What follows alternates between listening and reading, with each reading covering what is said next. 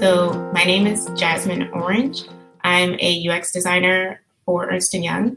I studied industrial design at Virginia Tech. I don't know if you guys can hear that, but there's a storm brewing here in Atlanta. And because I have, for a majority of my life, done things, yes, go Hokies, done things involving design, I'm very into it. I am obsessed with design, especially design history. And I love talking about blending the digital and the physical designs because there's a lot of overlap there. And so that's one of my favorite things about being a designer is to talk about the things that you can see a lot of patterns in. But one of the patterns that I see a lot is designing for the 10%. And that's something that I learned in industrial design school. So who is the 10%? So normally you hear the 10% and then you think to yourself, oh, that must mean the wealthy, that must mean the elite. But in school, I learned that the 10% are those that are actually the most marginalized.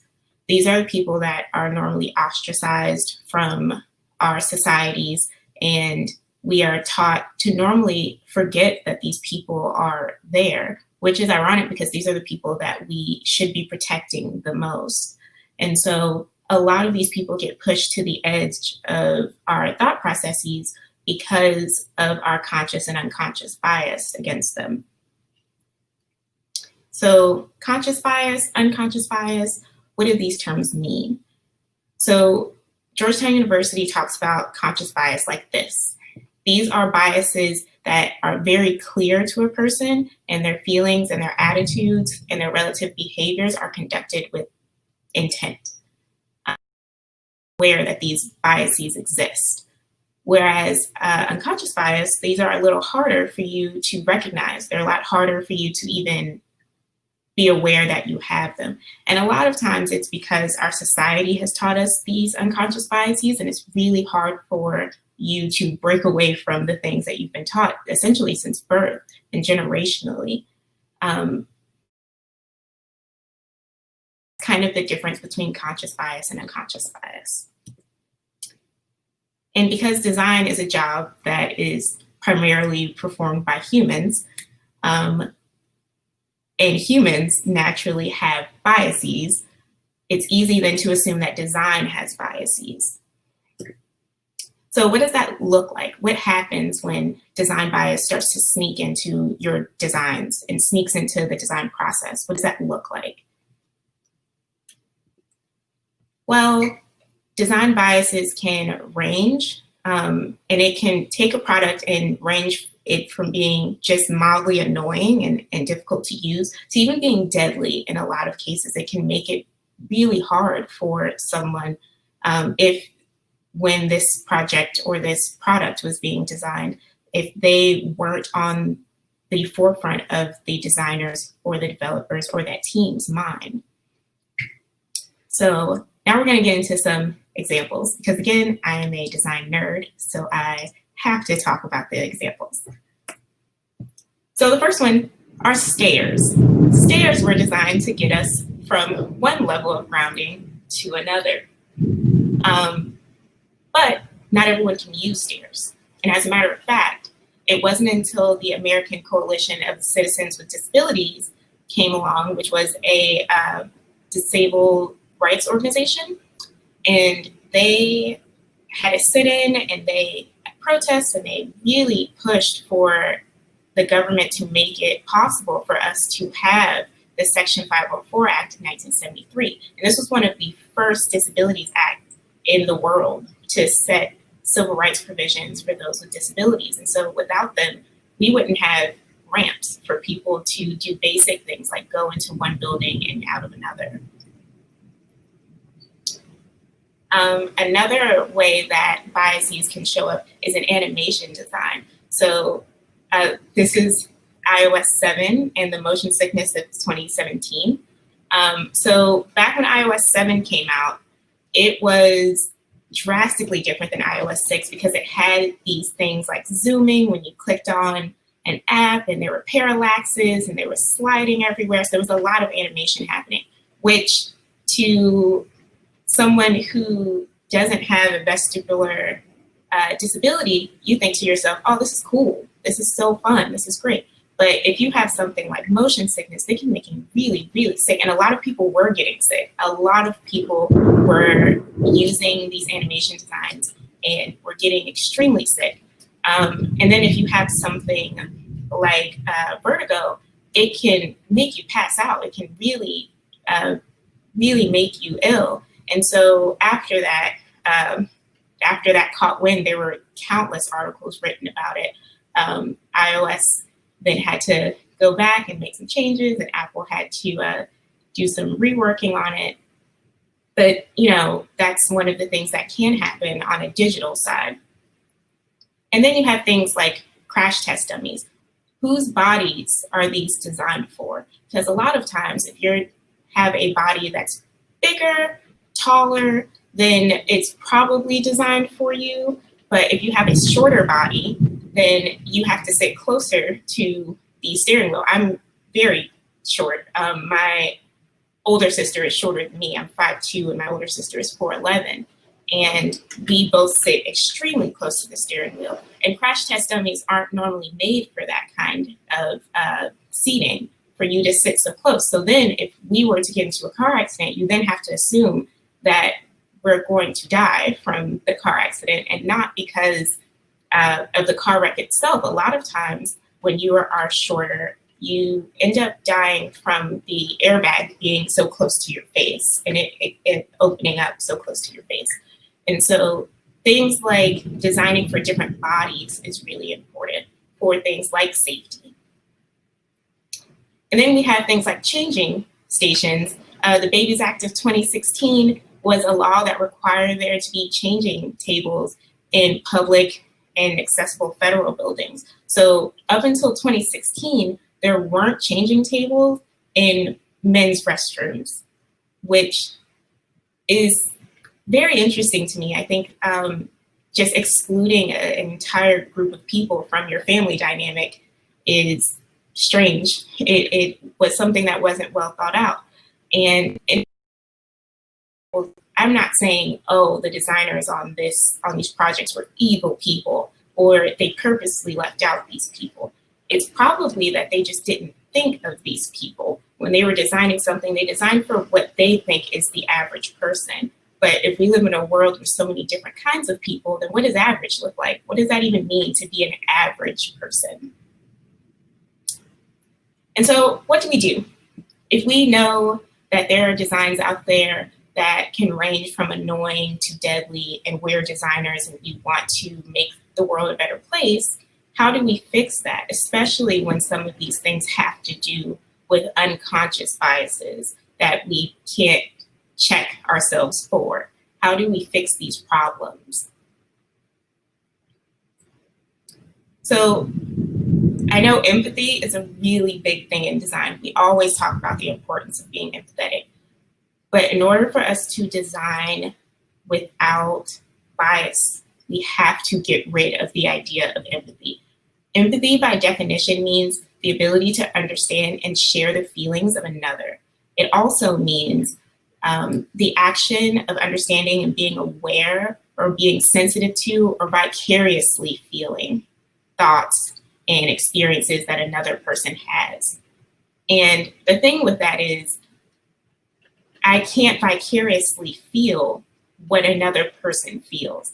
I can feel sad about something if someone else is sad, but it's not the same if that person, I'm not going to have the exact same sadness.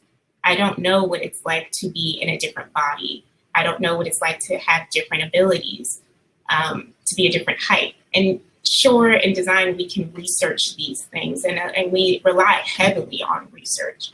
But I don't really think that research is the way that we should go with this. Research can help us for a leg of it, but it's no amount of research is going to put you in somebody else's shoes. It's not going to put you in the same thoughts as someone else. So I think we should probably just do away with saying that empathy is what we should rely on. Instead, I think it's important that we lead with compassion, that we say to our users, to these people that are using these products that we're creating, I don't have all the answers. I don't know what it's like to be you. I have no idea what you go through on a daily basis. I can try to understand it. I can do as much research and do in-depth analyses of it. I can even try to run tests where I put myself in similar positions as you, but it's not the same as being you. And so I want to be able to lead with a compassion. So when a user is telling me, this is difficult, this is wrong, I don't understand this, you have to trust that they're telling you the truth. You have to trust that they aren't making this thing up, that they know more than I do because I'm not them. A lot of times you hear I'm not the user, but I feel like we should take that a step further. It's I'm not that person. And so I think it's important for you to listen to people. And I mean, like, really listen to what they say, watch what they're doing, and ask them questions. Ask them, what do you mean by that? Like, I don't know. I know that I'm professionally this thing, but I'm not who you are. So I think it's really important for us to talk about listening. And this one is really important to me. If you look at my website, any comment I've ever made on something, I say very often that design is for everyone. And when I say that, a lot of people think that I mean that design, the thing that I design, is for everyone. And that's partially true. That's half of it. The other half is design has to be done by everyone. Design is for everyone, both in your end goal of what you're creating, but also the people who are creating it. Like I said, I don't know what it's like to be a different person other than who I am. And so it's important for your team to have that kind of diversity so that you can design for that diversity. If you want to get rid of your biases, this is the way to do it, because you can't check yourself for your unconscious biases, but someone else can. Someone else can absolutely do that. And so in those examples that I just showed, these are examples of what happens when your team isn't diverse. So you have to be able to have a team that says, wait, I just want you to know, like, this doesn't make sense to me because of this reason.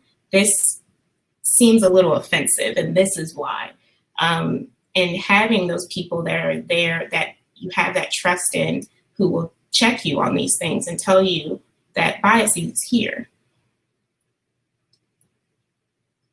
And so these are some examples of what happens when you do design for the 10%. A lot of people think that designing for the 10% is so hard that it's going to end up being something that's ugly or something that's not helpful for everyone else. And it's the complete opposite. So things like closed captions, those were designed for people that can't hear.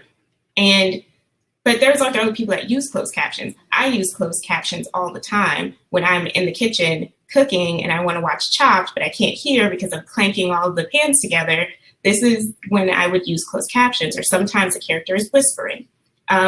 Things like the push to operate door. If you have a lot of stuff in your hand and you need to be able to open the door, but you can't pull the actual door handle, that's an example of you being temporarily disabled and you needing to have that kind of assistance. And that's when having something that was designed for the 10% really does help the 90%. Things like voice, having accessibility options on your phones and on your tablets. Like I said, voice is a really good one because it's designing for different audiences and different ways of speaking. Having reduced motion, like on the Animal Crossing website, I play a lot of Animal Crossing.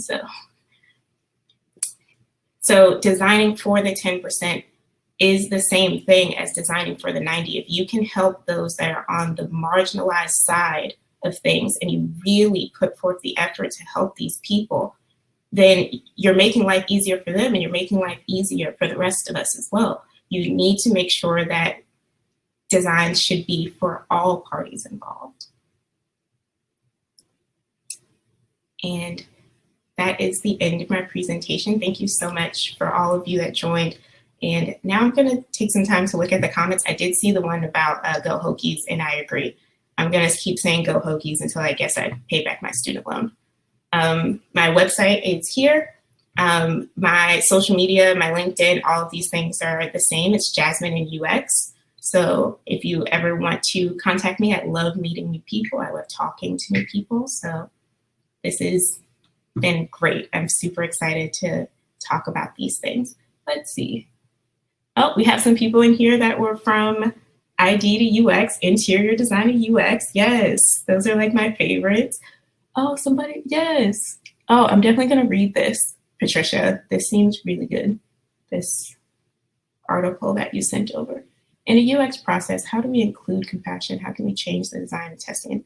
So I think how the best way we can add compassion to our UX process is to bring in those people as often as we possibly can. A lot of times when we're having these conversations with users, we're basically trying to just get users that are our ideal user, even if we don't call them that. That's what we're doing. We're pulling the average quote unquote person, and we're having them validate the designs and the ideas that we have.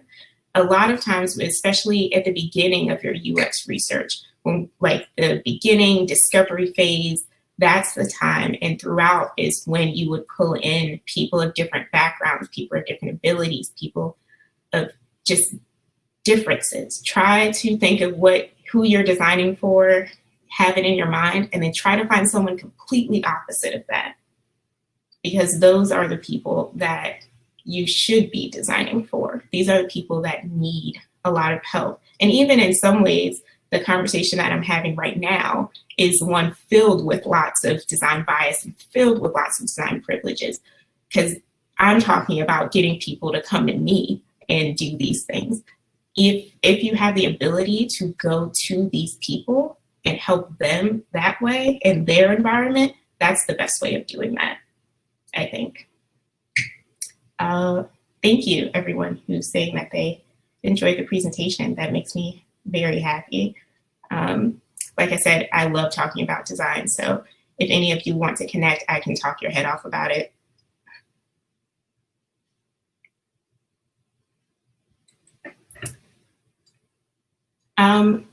Someone asked, where should we connect?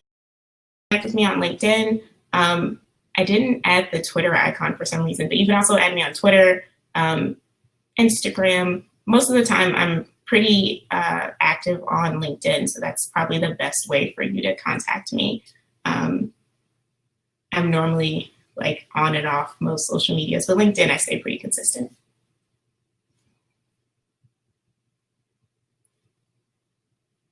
Oh, yes, I can. I definitely can do that. Actually, here's one of them. Luckily, I'm doing this at home so that I can randomly pull out a book.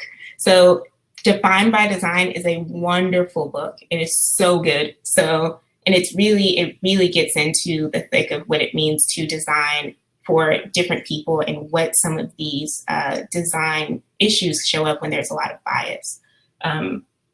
If you live in Atlanta, I found it at the Museum of Design, if you want to buy that book, but I'm sure you can buy it online. And I have other resources that will be happy to post on LinkedIn for everyone. Yeah, design principles for HR would be great, because I mean, your team has to be as diverse as the audience that you're designing for. Designing for the elderly. Designing for the elderly is something that should be the first thing you do. Designing for those that are older, because it's not just an accessibility thing. We're all going to get old, right? So designing for them is really important. I have like 5 seconds left, but thank you so much, everyone. I really appreciate it. Thank you. I appreciate it, everyone. Please contact me on LinkedIn.